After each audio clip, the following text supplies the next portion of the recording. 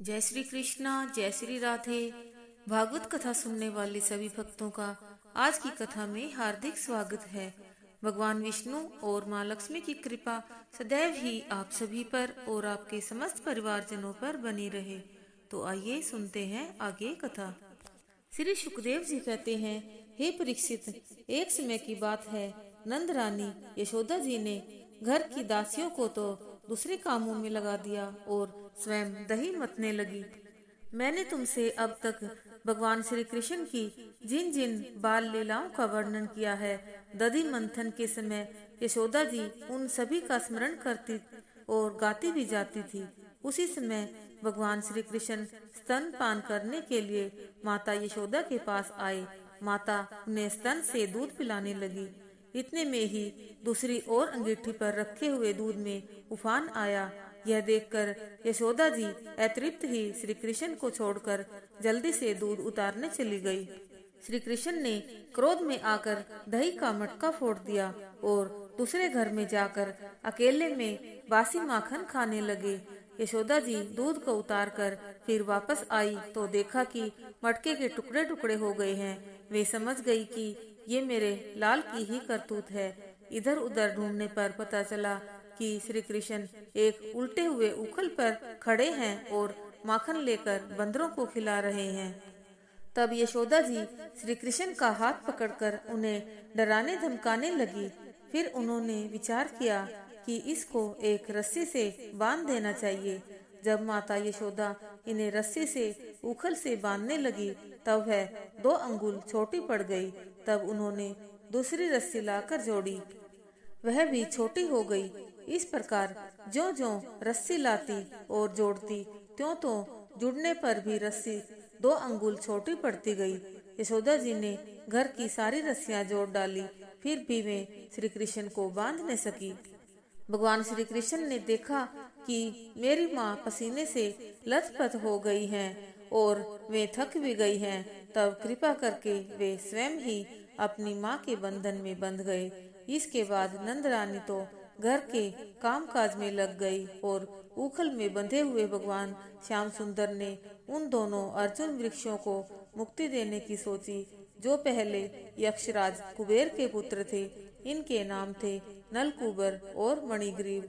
इनका घमंड देखकर देवर्षि नारद ने इन्हें वृक्ष हो जाने का शाप दिया था। आगे आप सुनेंगे यमलार्जुन उद्धार। श्री सुखदेव जी कहते हैं, हे परीक्षित, नलकूबर और मणिग्रीव धनाध्यक्ष कुबेर के लड़के थे और इनकी गिनती भगवान रुद्र के अनुचरों में भी होने लगी।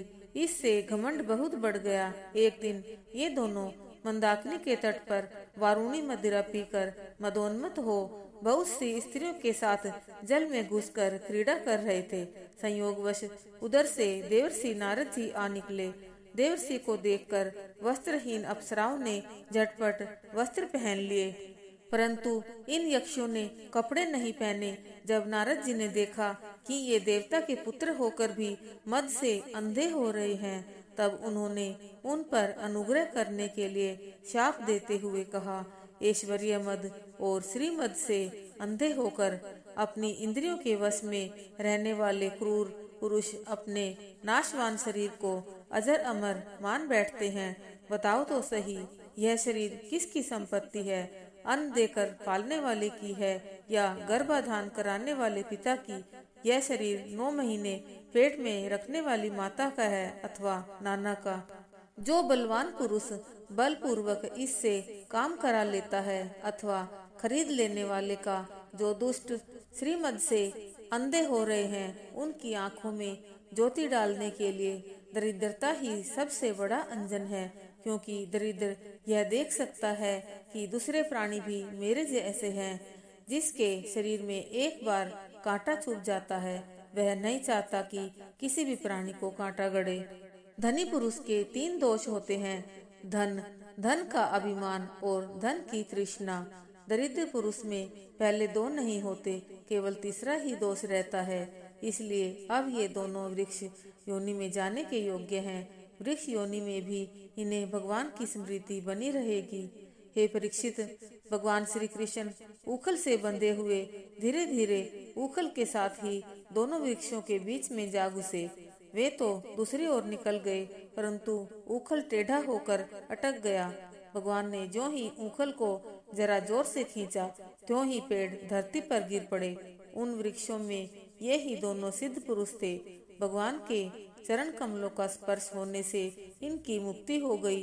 इन्होंने भगवान की स्तुति की। उन्होंने कहा, हे परम कल्याण स्वरूप, आपको नमस्कार है। हे परम मंगल साधन स्वरूप, आपको नमस्कार है।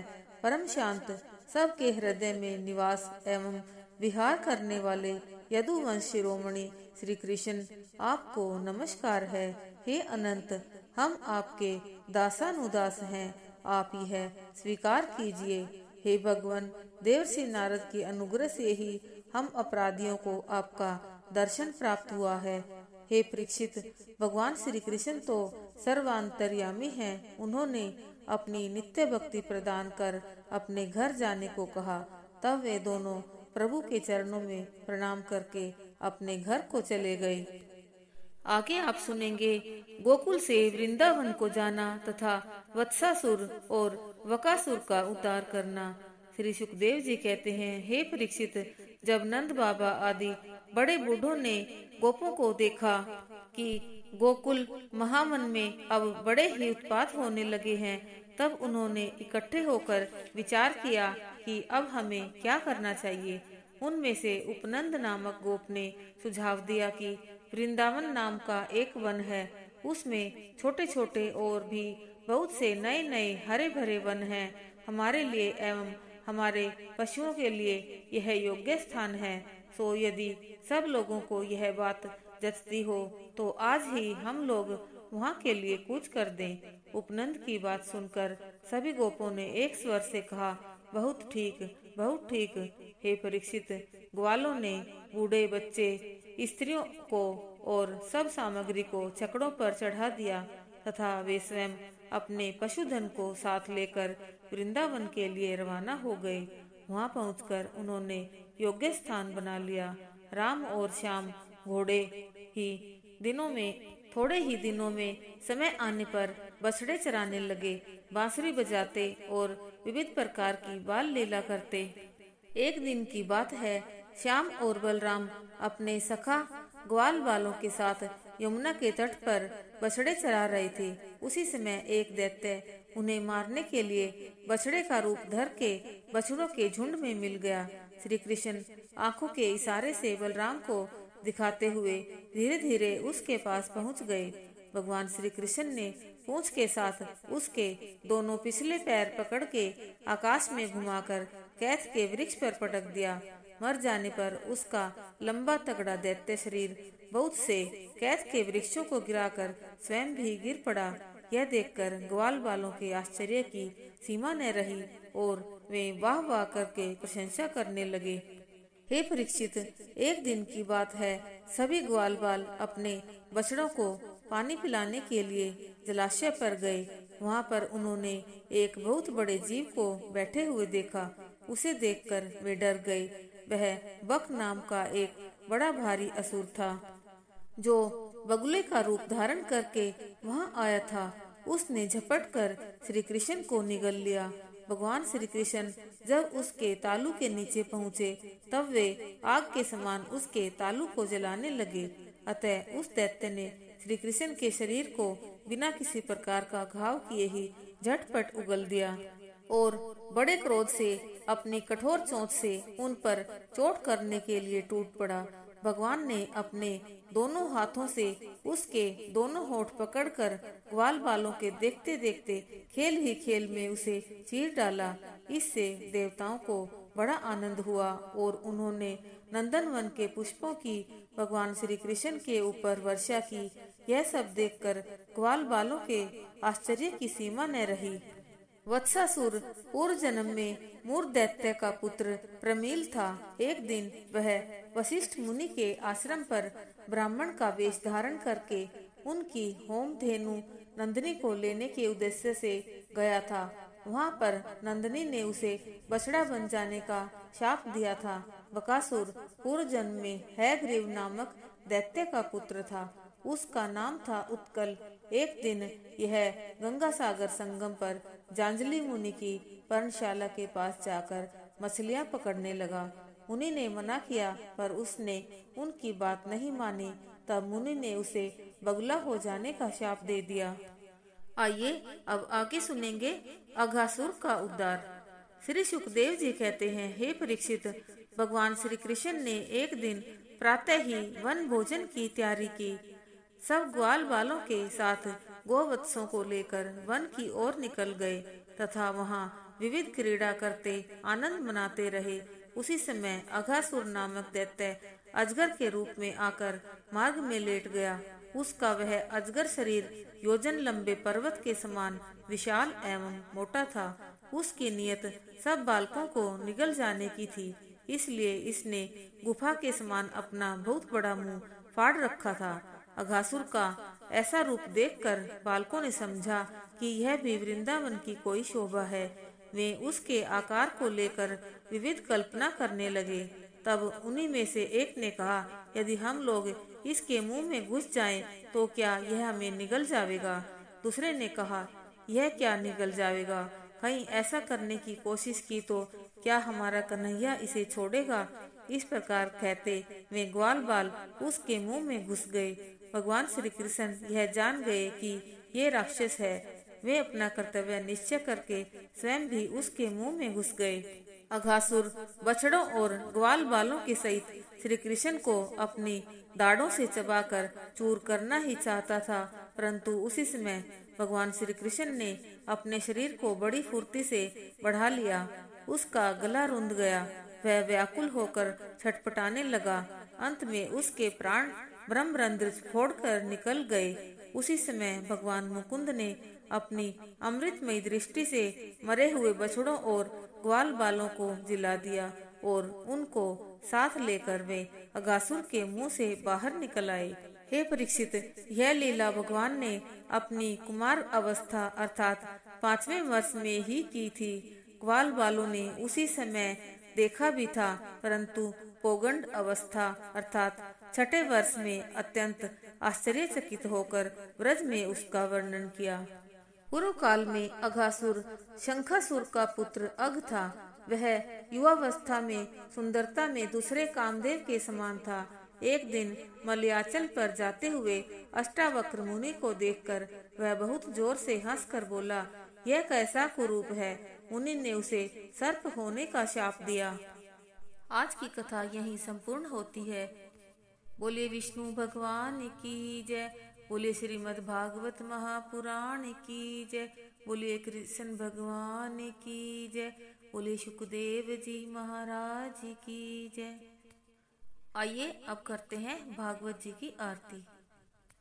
श्री भागवत भगवान की है आरती, पापियों को पाप से है तारती।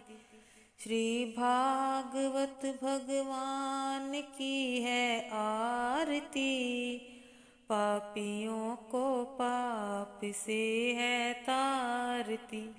ये अमर ग्रंथ, ये मुक्ति पंथ, ये पंचम वेद निराला, नव ज्योति जलाने वाला। हरि नाम यही हरि धाम यही, यही जग मंगल की आरती। पापियों को पाप से है तारती। श्री भागवत भगवान की है आरती, पापियों को पाप से है तारती। ये शांति गीत पावन पुनीत, पापों को मिटाने वाला, हरि दर्श दिखाने वाला। यह सुख करनी यह दुख हरनी, श्री मधुसूदन की आरती। पापियों को पाप से है तारती। श्री भागवत भगवान की है आरती, पापियों को पाप से है तारती। ये मधुर बोल जग फंद खोल, सन्मार्ग दिखाने वाला, बिगड़ी को बनाने वाला। श्री राम यही घनश्याम, यही यही प्रभु की महिमा की आरती। पापियों को पाप से है तारती। श्री भागवत भगवान की है आरती। पापियों को पाप से है तारती। श्री भागवत भगवान की है आरती। पापियों को पाप से है तारती। पापियों को पाप से है तारती। जय जय श्री राधे, जय जय श्री राधे, जय जय श्री राधे श्याम।